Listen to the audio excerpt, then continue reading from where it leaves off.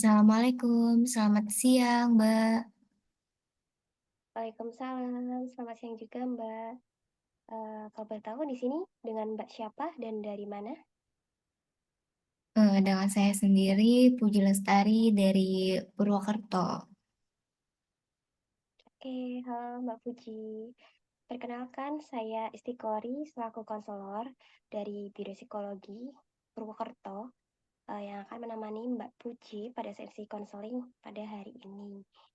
Oh ya, kalau boleh tahu Mbak Puji sekarang umurnya berapa dan pekerjaannya apa? Umur saya 20 tahun. Saya bekerja di PT Food. Oh, PT Food. Oke. Di sini Mbak Puji tahu informasi tentang Biro Psikologi Purwokerto dari siapa Mbak? Kebetulan saya waktu itu lagi butuh eh, tempat untuk bercerita gitu ya, Mbak. Terus saya coba buka website, buka googling. Terus saya mencari konseling di daerah Purwakarta sini, di mana terus alhasil saya menemukan Biro Psikologi Purwokerto ini, Mbak. Terus boleh buka, bisa buka online juga kebetulan. Oh gitu. Iya benar sekali Mbak Puji. Sekarang di Biro Psikologi Purwokerto ini menyediakan layanan konseling online. Oke, kalau begitu izinkan saya menyampaikan ya. Di sini kita sedang melakukan konseling online. Mbak Puji tidak perlu khawatir karena di sini biro kami akan menjaga kerahasiaan apa yang akan disampaikan oleh Mbak Puji begitu. Namun di sisi lain, saya juga berharap Mbak Puji dapat terbuka untuk menyampaikan perasaan Mbak atau ada mungkin Mbak mau menyampaikan sesuatu dalam pikiran Mbak begitu supaya dapat membantu jalannya konseling pada hari ini gitu ya Mbak. Iya, Mbak, baik, saya paham. Oke. Oke, saya senang sekali ya Mbak Puji mau meluangkan waktunya setelah tadi katanya mendapat informasi untuk konseling gitu dari web-web gitu ya.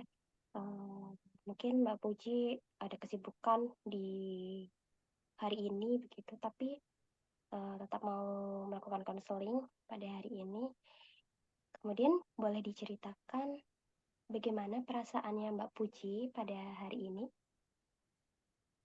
Mungkin perasaan saya saat ini, saya tidak bisa, tidak baik, Mbak. Dalam arti, soalnya saya masih kepikiran tentang ayah saya. Tuh. Hmm, gitu. Jadi Mbak di sini punya sesuatu dalam pikiran Mbak mengenai ayah Mbak gitu ya Mbak. Iya. Jadi ayah saya tuh selalu bersikap otoriter pada saya. Terus dia sering menuntut saya harus bisa apa saja. Pokoknya selalu merendahkan wanita dengan sumpah serapahnya, Mbak. Saya sudah capek sama sikap beliau. Itu yang membuat saya memiliki perasaan negatif kepada semua laki-laki.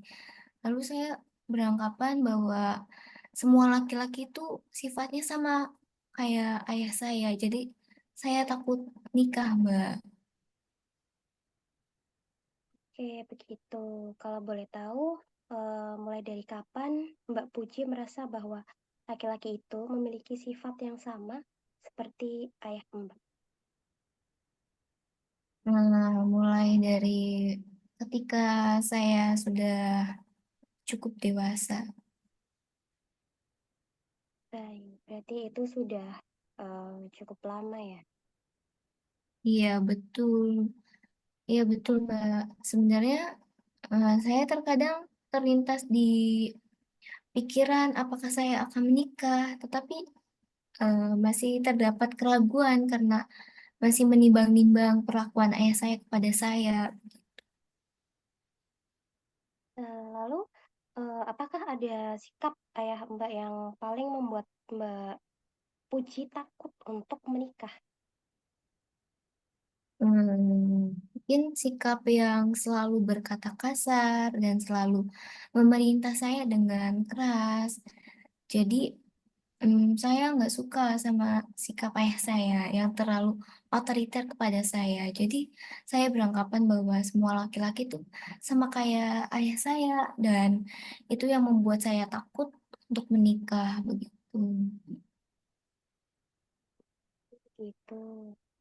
Lalu bagaimana pendapat Mbak Puji mengenai teman laki-laki yang mungkin ya berniat dekat dengan Mbak Puji? Kalau misal cuma berteman mah nggak masalah ya, Mbak. Tapi kalau mau ke jenjang yang serius, saya masih ragu atau masih dipikirkan lagi gitu, Mbak. Soalnya saya masih menyimpan pikiran buruk terhadap hal tersebut. Begitu. Oke, baik. Berarti Mbak Puji ya merasa tidak masalah berteman dengan laki-laki, tetapi di sisi lain Mbak tidak mau melanjutkan hubungan itu ke jenjang pernikahan dengan lelaki karena takut laki-laki tersebut memiliki sifat atau sikap seperti ayah Mbak. Begitu? Apakah betul? Iya, betul, Mbak. Kurang lebihnya begitu. Lalu menurut Mbak, saya harus bagaimana ya? Oke, baik Mbak Puji. Dari yang saya dengar tadi, ketakutan yang dialami oleh Mbak Puji terhadap laki-laki ketika menikah nanti sebelumnya itu kan belum pernah terjadi karena di sini Mbak Puji belum pernah berhubungan atau melakukan hubungan yang serius dengan laki-laki.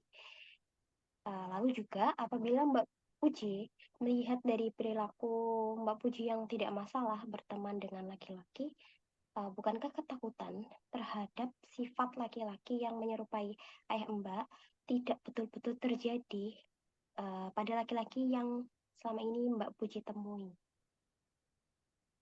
Iya, betul, Mbak. Namun jujur ya, Mbak, saya tidak terlalu dekat dengan laki-laki karena itu saya belum bisa membenarkan itu. Saya berteman hanya sebatas kenal dan say hi saja gitu.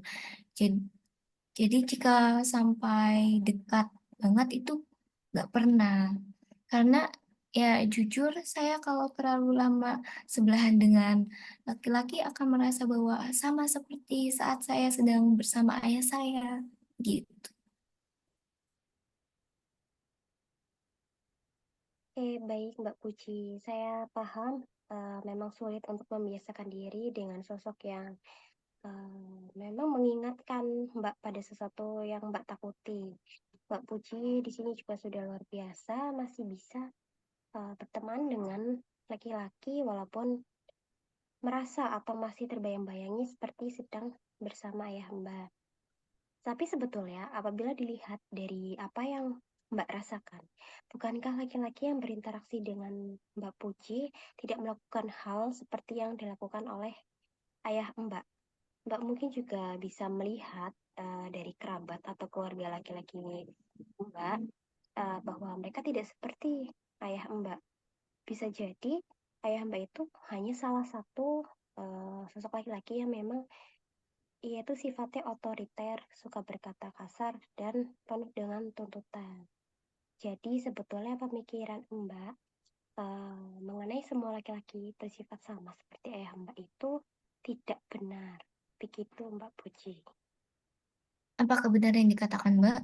Saya sebenarnya masih belum bisa mempercayai hal itu karena jujur saya sudah benar-benar capek dengan sikap ayah saya. Mungkin saya kalau udah dekat bakal tahu sifatnya.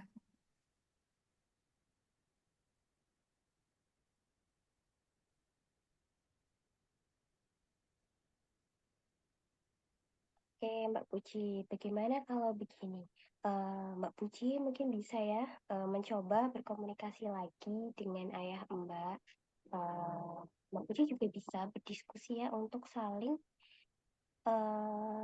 mendengar pendapat satu sama lain. Jadi di sisi lain Mbak Puji mengutarakan apa yang ingin disampaikan kepada ayah Mbak, Mbak Puji tapi juga mendengarkan apa yang disampaikan oleh ayah Mbak. Gitu. Nah, iya Mbak, terima kasih ya Mbak. Semoga semoga saja saya bisa mencoba untuk berkomunikasi dengan ayah saya. Walaupun saya masih sedikit ragu kalau bertemu langsung dengan ayah saya. Terus saya juga akan mencoba untuk mempercayai bahwa semua laki-laki itu tidak seperti ayah saya. Saya akan mencoba saran yang diberikan oleh Mbak.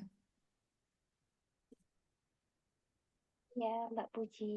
Sebelumnya terima kasih juga ya kepada Mbak Puji yang masih mau mencoba. Eh, Semangat ya untuk Mbak Puji. Setelah melakukan konseling pada hari ini, saya yakin Mbak Puji pasti bisa mengatasi ya rasa takut atau penolakan Mbak untuk menikah dengan laki-laki. Walaupun membutuhkan waktu yang mungkin cukup lama gitu untuk mengatasi rasa takut dan penolakan tersebut. Oke, semoga Mbak Puji mendapatkan hasil yang terbaik ya Mbak. Baik Mbak, terima kasih juga buat Mbak karena telah bersedia membantu saya. Terima kasih karena menjadi tempat untuk curhat yang telah mendengarkan semua keluh kesah saya.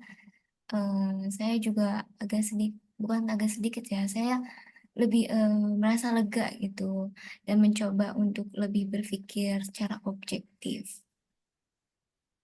Iya, sama-sama Mbak Puji. Oke, baik kalau begitu pada sesi konseling hari ini Mbak Puji sudah berani dan bersedia mengungkapkan ya perasaan Mbak Puji. Terima kasih sudah terbuka ya. Dan juga yang seperti tadi Mbak Puji sudah mau mencoba atau berkomunikasi ya kepada ayah Mbak. Semoga komunikasi dengan ayah Mbak berjalan dengan lancar.